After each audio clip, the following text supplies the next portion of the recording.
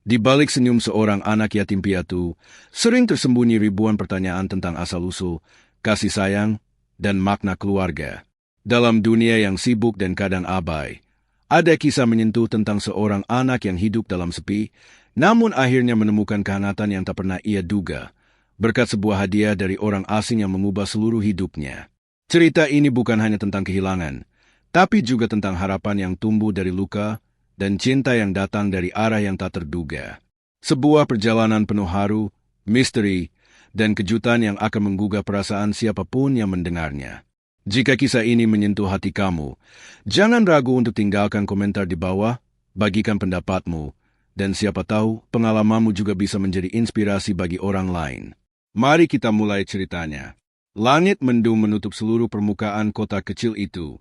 Rintik hujan turun pelan, menambah dingin yang merambat ke dalam tulang. Di sudut sebuah panti asuhan tua berlantai kayu yang mulai lapuk, seorang anak laki-laki berusia 9 tahun duduk memeluk lututnya. Namanya Raffi. Panti itu tak ramai, hanya dihuni 8 anak dan satu pengurus tua yang semua mereka panggil Bunda Tia. Raffi berbeda dari anak-anak lainnya. Ia tak pernah menangis, tapi juga tak pernah tertawa. Diamnya menyimpan luka. Ia kehilangan ayah dan ibunya dalam kecelakaan ketika usianya baru 5 tahun. Tak ada keluarga yang datang menjemput. Ia tumbuh hanya dengan harapan samar. Suatu hari akan ada yang datang, memanggilnya pulang. Sore itu, saat anak-anak lain memilih tetap hangat di dalam, Raffi keluar. Ia menyukai hujan. Entah mengapa, suara hujan membuatnya merasa dekat dengan sesuatu yang ia rindukan, meski tak tahu apa. Ia berdiri di bawah pohon ketapang di pinggir jalan besar yang becek, memperhatikan kendaraan yang lewat. Lalu sesuatu menarik perhatiannya. Seorang pria tua, berjas panjang dan payung terlipat, tampak kebingungan menyeberang. Jalannya tertatih, dan matanya tampak rabun. Raffi segera berlari, mendekatinya tanpa ragu. "Pak, hati-hati. Mau saya bantu?" Pria itu menoleh lambat, sedikit terkejut, tapi kemudian tersenyum tipis. "Terima kasih, nak. Aku kesulitan melihat jalan di tengah hujan ini."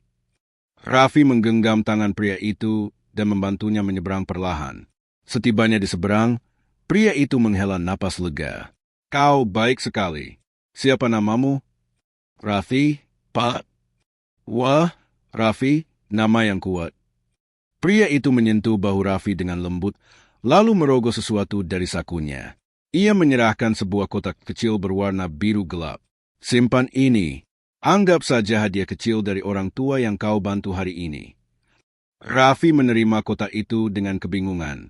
"Apa ini?" "Hadiah? Tapi bukalah saat kau sudah sampai di tempat yang paling tenang. Ya." Lalu pria itu berjalan pergi, menghilang di balik kabut hujan. Raffi berdiri terpaku, menggenggam kotak kecil itu erat-erat. Ia tak tahu bahwa benda sederhana itu akan mengubah seluruh hidupnya.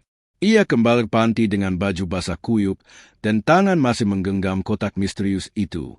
Ia menunggu malam tiba, saat semua tidur. Hanya detak jam tua di ruang tengah yang terdengar. Dengan pelan, ia membuka kotaknya, dan di dalamnya, ia menemukan sesuatu yang membuat jantungnya berhenti sejenak. Kotak kecil itu terbuat dari bahan bludru yang sudah sedikit usang, namun tetap menyimpan kesan elegan. Raffi membukanya perlahan, takut jika benda di dalamnya terlalu rapuh untuk disentuh. Cahaya lampu redup kamar menyinari bagian dalam kotak itu, memperlihatkan isinya dengan jelas. Ada 2 benda di sana. Sebuah kunci kecil berwarna emas yang tampak tua, dan secari kertas yang terlipat rapi. Dengan tangan gemetar, Raffi membuka kertas itu. Tulisan tangan halus memenuhi halaman kecil itu. Ia membaca pelan. "Untuk Raffi, jika surat ini sampai kepadamu, maka semesta telah bekerja dengan caranya yang ajaib. Kunci ini akan membuka jalan yang selama ini kau cari. Pergilah ke alamat yang tertulis di belakang surat ini. Jangan takut, kau akan menemukan sesuatu yang telah lama menunggumu." Raffi membalik kertas itu. Di baliknya tertulis alamat yang asing baginya.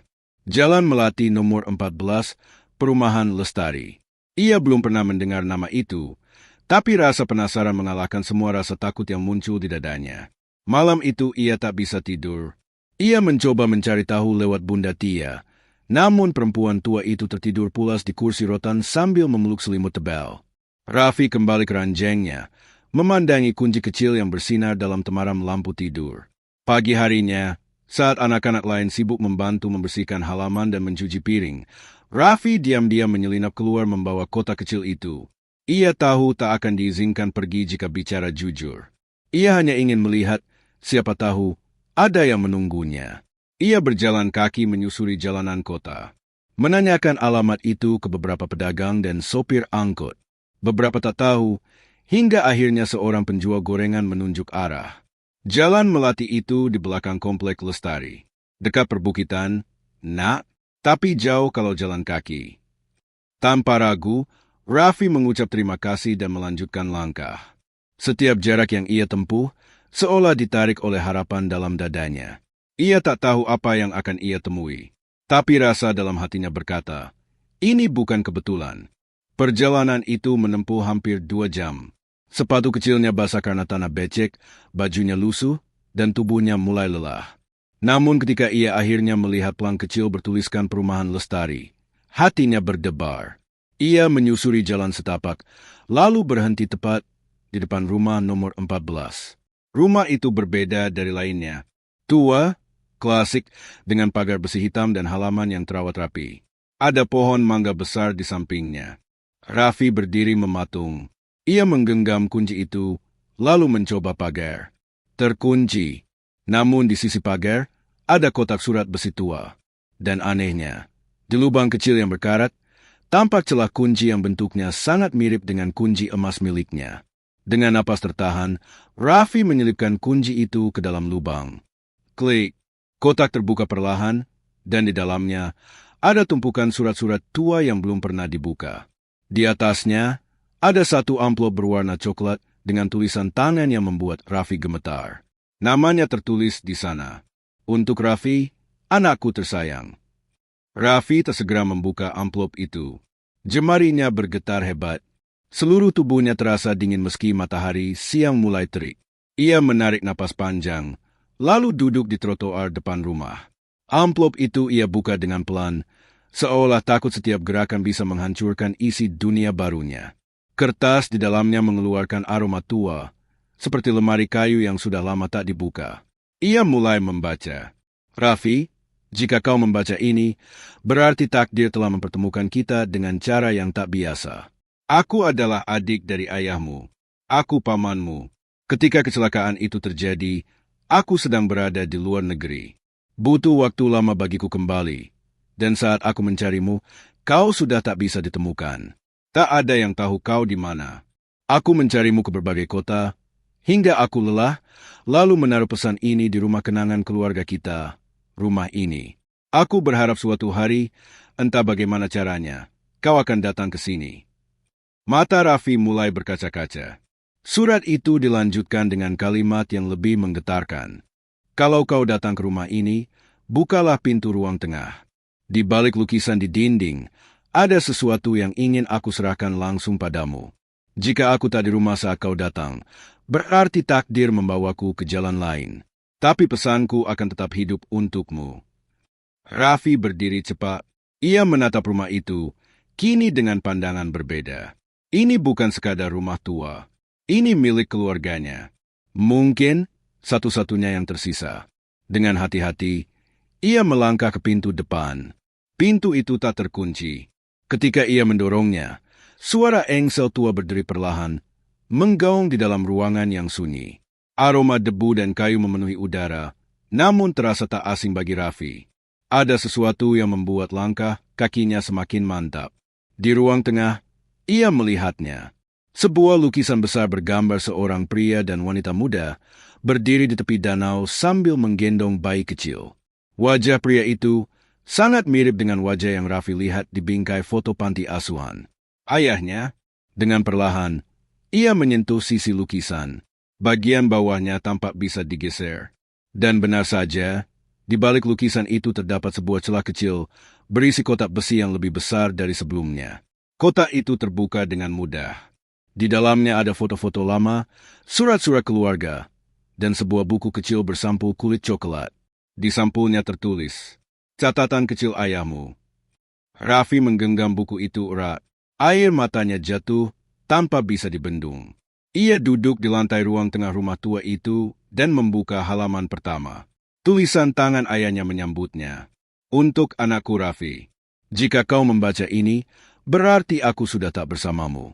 Tapi aku ingin kau tahu, ayah mencintaimu lebih dari apapun di dunia ini.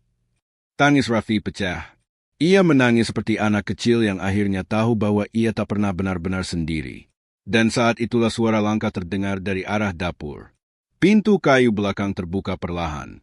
Seseorang berdiri di sana. Seorang pria setengah baya dengan janggut tipis, membawa setoples teh hangat di tangannya. Matanya melebar saat melihat Raffi. Ia menatap wajah anak itu tanpa berkata apa-apa, seolah melihat hantu dari masa lalu. Raffi bangkit. Pria itu menjatuhkan toplesnya, lalu mendekat dengan langkah ragu. Raffi, apakah kau Raffi? Raffi mengangguk pelan. Paman? Wajah pria itu memucat, lalu seketika berubah menjadi tangis haru. Ia memeluk Raffi erat, sangat erat, seperti tak ingin melepaskannya lagi. Pelukan itu begitu hangat, namun juga penuh luka. Raffi memejamkan mata, mencoba meresapi perasaan yang selama ini hanya bisa ia bayangkan. Dipeluk oleh keluarga, oleh seseorang yang mengingatnya, mencarinya, dan kini benar-benar memeluknya. Paman Arman, pria yang kini berada di hadapannya, membawa Raffi duduk di ruang tamu yang bersahaja. Ia menyodorkan sapu tangan dan teh hangat baru. Sementara itu, mata pria parubaya itu terus menatap Raffi, seolah mencoba menyambung potongan-potongan masa lalu yang sempat hilang. Ayahmu, kakakku, selalu menulis tentangmu, ucap Paman Arman dengan suara parau. Setiap malam, sebelum tidur, dia menuliskan catatan di buku itu. Tentang senyummu, tentang tangisanmu, tentang caranya memandikanmu dengan air hangat karena kau benci air dingin. Raffi memeluk buku itu erat. Matanya kembali memerah. Ia tak tahu harus menjawab apa. Semua yang ia dengar terasa seperti mimpi yang baru terwujud hari ini. Paman Arman pun menunjukkan kamar lama yang dulunya milik ayah Raffi. Di dalamnya masih tergantung jaket tua, buku-buku bacaan, dan bahkan boneka kayu kecil berbentuk gajah yang diletakkan di atas meja. Raffi mengusap mainan itu dengan hati yang bergetar. Ia seperti bisa membayangkan tangan ayahnya mengukir benda itu sendiri. Setiap sudut rumah itu menyimpan sisa-sisa kenangan yang tertinggal. Foto keluarga, catatan tagihan tua, surat ucapan ulang tahun, hingga lukisan kecil hasil coretan ibunya. Raffi memandangi semuanya seperti seorang penjelajah yang baru saja menemukan harta karun di bawah reruntuhan. Rumah ini kutunggu-tunggu selama bertahun-tahun.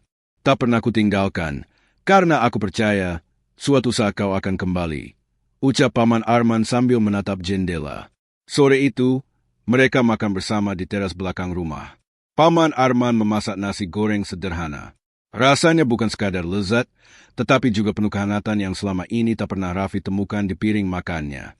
Setelah makan, Raffi ditunjukkan satu ruangan kecil di ujung lorong. Sebuah kamar yang selama ini dikunci. Di dalamnya ada ranjang kecil, lemari kayu, dan di dindingnya tertempel banyak sekali foto. Foto-foto bayi yang wajahnya sangat dikenali Raffi. Itu dirinya. Ini kamarmu dulu. Ayahmu selalu menyimpan semua ini.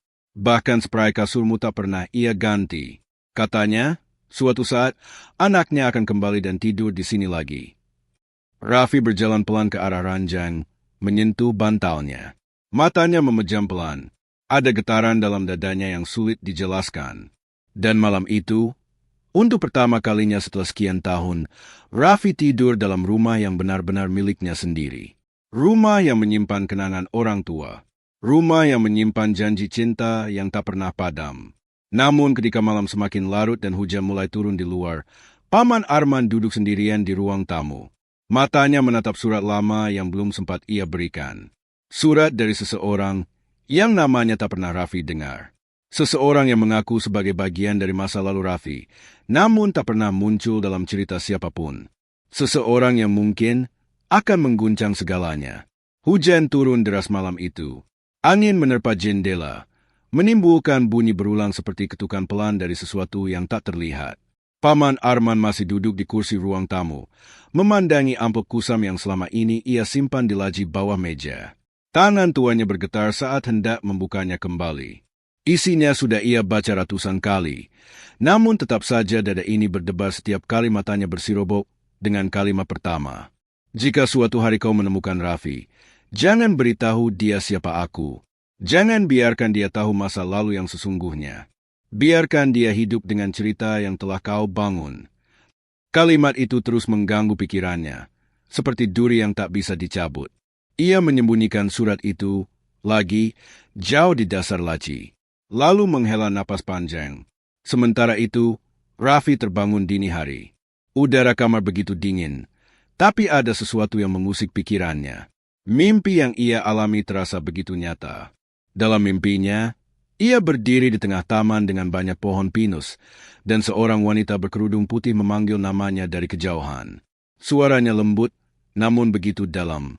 Wajahnya tak terlihat jelas, tetapi terasa hangat seperti pelukan ibu.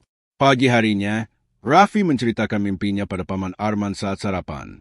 Sang paman hanya tersenyum tipis, lalu mengalihkan pembicaraan ke hal lain, seolah tak ingin membahas terlalu jauh. Namun keanehan tak berhenti di situ. Beberapa hari kemudian, saat Raffi sedang membersihkan gudang belakang, ia menemukan sebuah koper kecil di balik tumpukan karung dan kardus lama. Koper itu terkunci. Tak ada kunci di dekatnya. Namun Raffi yang terbiasa mengotak-atik barang panti, mencoba membuka paksa dengan peniti dan obeng kecil. Klik, koper itu terbuka. Di dalamnya ada pakaian wanita, syal berwarna biru pucat, dan sebuah buku harian bersampul hitam. Di halaman pertama, tertulis nama yang membuat darah Raffi berhenti mengalir sejenak. Untuk Raffi, dari ibumu. Tangannya gemetar saat membuka halaman-halaman berikutnya. Tulisan tangan itu menceritakan kegundahan seorang wanita, bagaimana ia harus meninggalkan sesuatu yang paling berharga dalam hidupnya, dan rasa bersalah yang tak pernah hilang. Tidak ada penjelasan siapa wanita itu sebenarnya, tapi setiap kalimat membawa luka dan rindu yang dalam. Di balik lembar terakhir, terselip secarik foto. Seorang wanita muda dengan senyum lembut menggendong bayi. Di sudut foto tertulis, Bandung, 2008. Raffi tahu tahun itu, tahun di mana kedua orang tuanya dinyatakan tewas dalam kecelakaan. Tapi siapa wanita ini? Mengapa wajahnya tak sama seperti foto ibunya yang ada di panti? Raffi berlari menemui Paman Arman di halaman belakang. Ia menunjukkan buku dan foto itu dengan wajah campur aduk antara bingung dan marah. Siapa dia? Ini bukan ibu yang aku lihat di foto-foto selama ini. Paman Arman diam. Tatapannya tertunduk. Wajahnya memucat, dan bibirnya bergetar seolah hendak mengucap sesuatu yang sudah lama ia tahan. Raffi, ada hal yang belum sempat aku ceritakan, ucapnya lirih. Kebenaran yang mungkin akan membuatmu goyah. Tapi sudah saatnya kamu tahu. Langit tiba-tiba berubah kelam. Angin menderu melewati celah-celah atap. Dan di saat yang sama, suara bel pagar depan berbunyi nyaring. Seorang wanita tua berdiri di sana. Wajahnya penuh keriput, namun matanya tajam dan penuh beban. Aku datang untuk menemui Raffi, katanya dengan suara rendah. Aku datang membawa cerita yang selama ini disembunyikan darinya. Raffi berdiri mematung di balik pintu. Hujan baru saja reda, tapi hawa dingin menyusup ke tulang. Wanita tua yang datang itu mengenakan mantel panjang dan kerudung lusuh yang basah oleh gerimis. Paman Arman tampak goyah saat melihat sosok itu. Ia segera membukakan pintu tanpa berkata sepatah kata pun. Mereka duduk di ruang tamu. Raffi memandangi wajah perempuan itu dengan seksama. Ada sesuatu dalam sorot matanya yang terasa akrab, tapi juga asing. Aku bukan orang asing dalam hidupmu, Raffi, ucap perempuan itu lirih. Namaku Wagini. Aku adalah orang yang pernah menjadi bagian dari keluargamu, bahkan sebelum kau lahir. Paman Arman menunduk dalam-dalam. Raffi menoleh padanya, berharap mendapat kepastian. Namun paman itu hanya diam, seperti lumpuh oleh beban masa lalu yang datang kembali menghantam. Aku bukan ibumu, lanjut Wagini pelan. Tapi aku tahu siapa ibumu sebenarnya, dan bagaimana semua ini terjadi. Ia mengeluarkan sepucuk surat dari dalam tasnya. Kertas itu sudah menguning dan beraroma kayu tua. Raffi membukanya perlahan, lalu mulai membaca kalimat demi kalimat yang mengubah pandangannya tentang segala hal. Surat itu ditulis oleh seorang wanita bernama Fatimah, bukan ibu yang selama ini dikenalkan kepadanya. Di dalamnya tertulis bahwa ia, Fatimah, adalah ibu kandung Raffi. Namun karena situasi keluarga yang sangat kacau saat itu, ia terpaksa menitipkan bayinya kepada adiknya sendiri, istri dari kakak paman Arman, dan pergi tanpa jejak. Ayahmu tidak tahu soal ini sampai kau berusia 2 tahun, jelas Wagini. Saat Fatimah ingin kembali mengambilmu, kecelakaan itu terjadi. Ayah dan ibu yang membesarkanmu selama 2 tahun itu sebenarnya bukan orang tuamu secara darah. Mereka adalah kerabatmu yang menyayangimu sepenuh hati. Dunia Raffi seakan bergeser. Nafasnya terasa sesak. Ia mencoba mengingat semua wajah dalam foto-foto lama. Semua kenangan yang ia bangun ternyata dibangun di atas pondasi yang tak sepenuhnya benar. Dan aku, ucap Wagini seraya menggenggam tangan Raffi, adalah orang yang dulu membantu Fatimah menyembunyikan kepergiannya. Tapi hatiku terus menjerit selama bertahun-tahun. Aku tahu suatu hari harus kubuka kebenaran ini. Paman Arman akhirnya bicara. Suaranya berat dan dipenuhi rasa bersalah. Aku tahu semua ini. Tapi setelah Fatimah menghilang dan kakakku meninggal, aku tak tahu harus bagaimana. Aku takut kebenaran ini akan menghancurkanmu lebih dari kehilangan itu sendiri. Raffi berdiri, matanya tajam, tapi bukan marah yang muncul, melainkan kelelahan jiwa yang sangat dalam. Kalian semua menyayangiku, tapi kalian juga menyembunyikan siapa aku sebenarnya. Sekarang aku bahkan tak tahu siapa yang benar-benar keluargaku. Wagini berdiri.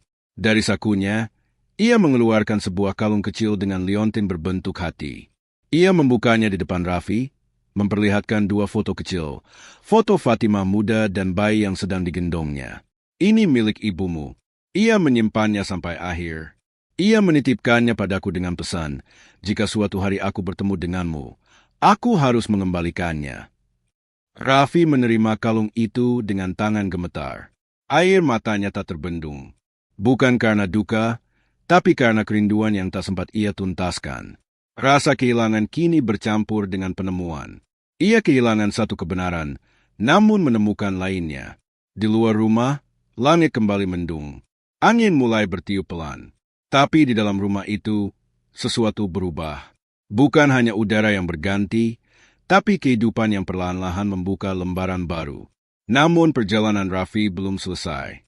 Masih ada satu tempat yang belum ia kunjungi.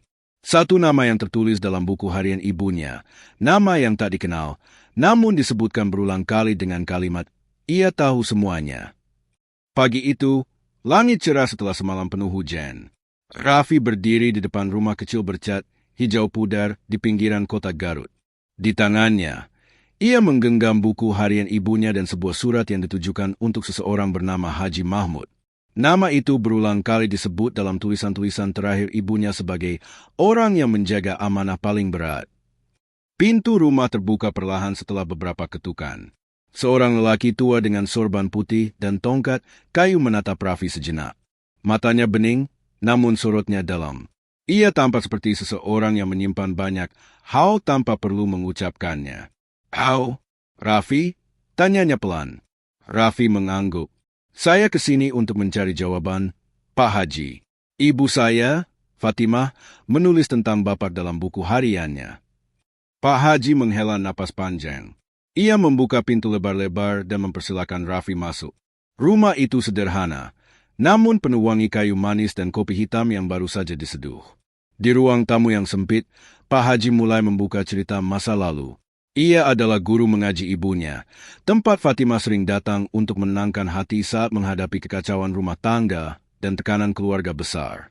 Pak Hajilah yang menyarankan Fatimah untuk menyerahkan Raffi sementara ke dalam perlindungan orang yang mampu merawat, saat ia terpaksa harus melarikan diri dari pernikahan yang rusak dan ancaman dari pihak keluarga suaminya yang saat itu terlibat konflik warisan. "Aku melihat langsung betapa ia mencintaimu," ucap Pak Haji dengan suara bergetar. "Tapi ia tidak punya pilihan. Ia ingin melindungimu dari luka yang lebih besar." Raffi mendengarkan dengan mata berkaca. Setiap kisah yang diungkap Pak Haji melengkapi teka-teki hidupnya yang selama ini menggantung. Ia mulai mengerti bahwa hidupnya dibentuk bukan oleh kebohongan semata, tapi oleh keputusan yang menyakitkan demi cinta yang tak sanggup diungkapkan. Sebelum Raffi pamit, Pak Haji memberikan sebuah kotak kayu kecil.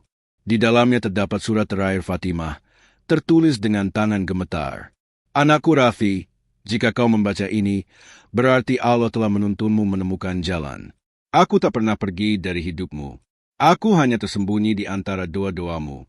Maafkan aku karena memilih jalan yang tidak sempurna. Tapi ketahuilah, cinta seorang ibu tak pernah padam, sekalipun jasadnya telah lama dikubur. Aku mencintaimu selalu. Raffi menangis dalam diam. Tangis yang bukan hanya karena kehilangan, tapi karena akhirnya, ia bisa memeluk sosok ibunya meski hanya lewat tulisan. Saat ia pulang ke rumah Paman Arman, ada perubahan yang terasa. Hubungan mereka tak lagi dipenuhi tanya. Wagini tinggal beberapa hari, membantu merapikan panti dan mengenang masa lalu bersama Arman. Dan di tengah semua itu, datang seorang lelaki parubaya bersama istrinya, mengunjungi panti secara tiba-tiba. Kami membaca kisah Raffi yang viral beberapa minggu lalu, ujar lelaki itu sambil menyerahkan map berisi surat legalitas. Kami pernah dibantu oleh Fatimah belasan tahun silam. Kini kami ingin membalasnya. Kami tidak punya anak. Kami ingin memberikan Raffi keluarga. Paman Arman kaget. Raffi tak bisa berkata-kata. Tapi bukan adopsi yang mereka tawarkan. Mereka membangun kembali panti asuhan dengan nama baru dan meminta Raffi menjadi pengelolanya. Mereka menyediakan rumah kecil di belakang bangunan, khusus untuk Raffi, dan menghadiahkannya sebuah beasiswa kuliah penuh. Ayahku dulu yatim piatu juga, ucap lelaki itu. Kami percaya hadiah terbaik bukan hanya uang, tapi kesempatan. Dan begitulah, dari reruntuhan masa lalu, Raffi bangkit dengan wajah baru. Ia kini tahu siapa dirinya. Ia tahu siapa yang menyayanginya, dan ia tahu bahwa keluarga sejati bukan hanya soal darah, tapi tentang siapa yang bertahan bersamamu dalam luka dan harapan. Dari seorang anak yatim piatu yang tumbuh dalam diam, Raffi menjadi cahaya bagi anak-anak lain yang kehilangan. Ia bukan lagi anak yang dicari-cari keluarganya. Ia kini adalah keluarga itu sendiri. Dari kisah Raffi, kita belajar bahwa takdir Allah seringkali datang dengan cara yang tidak kita mengerti, namun selalu mengandung kebaikan yang tersembunyi. Rasa kehilangan, luka masa kecil, dan perjuangan mencari jati diri bisa menjadi jalan menuju pertumbuhan dan pembentukan hati yang lebih kuat. Firman Allah, boleh jadi kamu membenci sesuatu, padahal itu baik bagimu, dan boleh jadi kamu menyukai sesuatu, padahal itu buruk bagimu. Allah mengetahui, sedang kamu tidak mengetahui. Quran Surat Al-Baqarah ayat 216. Cerita ini adalah fiktif, disusun dan dikembangkan sedemikian rupa agar terasa nyata, dengan harapan bisa menggugah hati dan memberi pelajaran berharga tentang arti keluarga, keteguhan hati, dan pentingnya kasih sayang dalam kehidupan. Terima kasih sudah menyimak cerita ini hingga akhir. Jika kalian tersentuh atau terinspirasi oleh kisah Raffi, silakan tinggalkan komentar, tekan tombol like, dan subscribe agar tidak ketinggalan cerita menarik penuh hikmah lainnya.